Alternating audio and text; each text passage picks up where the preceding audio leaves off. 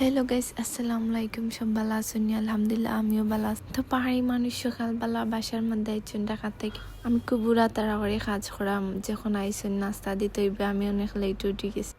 আমি খুব বুড়া তাড়া করে বিছনাগুলো গুছাইলাম, যে রান্না লাগবো, তেনার খাওয়ানি লাগবো। আমি তো আগে একলা আসলাম, তো চাপ আসলো না। তাই ঢাকা থেকে আইতো আমি তেনার কাজে লাগাইছি, কইছি তুমি আগে বিছনাগুলো গুছাও, তারপরে আমি তোমারে চা দিমি, এর আগে দিতাম না।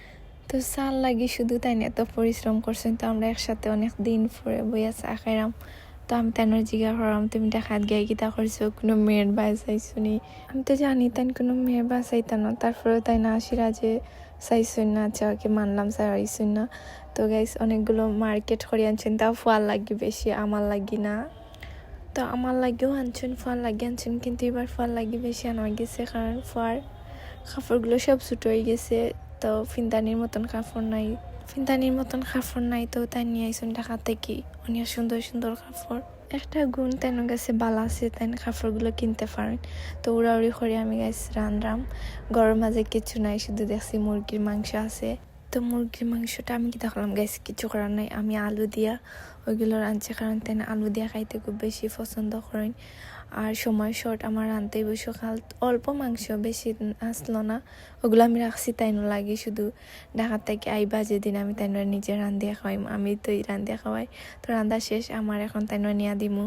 জানি না তাই খাইয়া কিতা কইব, বাট আমি তো দেখছি তেমন একটা সুবিধা হয়েছে না রান্না। তারপরেও দিলাম যেগুলো তাই বেশি পছন্দ করেন, গিলা কলিংজা, ওইগুলোই আমি বাছি বাছি নিয়ে তাই 2 সপ্তাহ পরে আমার হাতের রান্না খাইবা।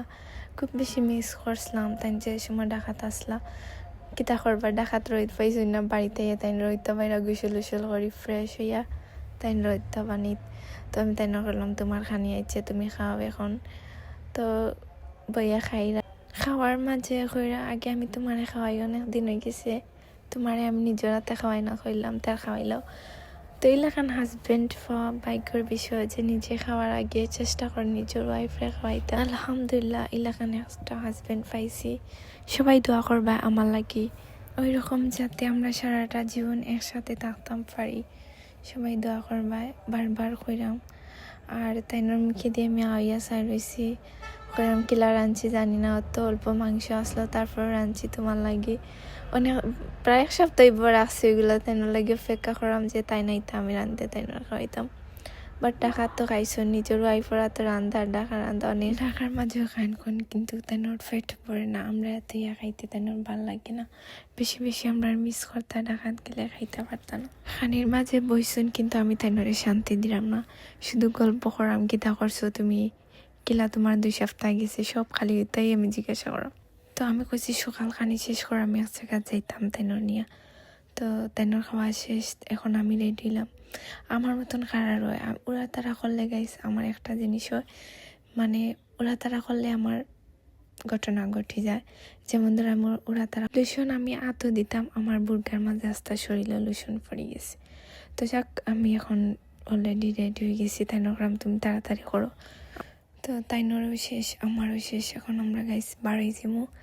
জায়গা কেনার উদ্দেশ্য ওই দিন আমরা খেরো হয়েছি আমরা সবগুলো রেডি করিয়া তারপরে আপনার কাছে শেয়ার করব। আজকে এমন একটা দিনও আমরা একসাথে যাইলাম, সব দিনের মতন না, এই দিনটা আমাদের স্পেশাল দিন, কারণ ও দিন আমরা স্বপ্নের জায়গাটা কিনতাম পারছি। আমার তো আজকে অনেক বেশি খুশি লাগে, কারণ আমার নিজের একটা জায়গা আছে। আলহামদুলিল্লাহ, সবাই দোয়া করবে, স্বপ্নের জায়গার মধ্যে একটা বাড়ি যেতে হয়, সবাই দোয়া করবে।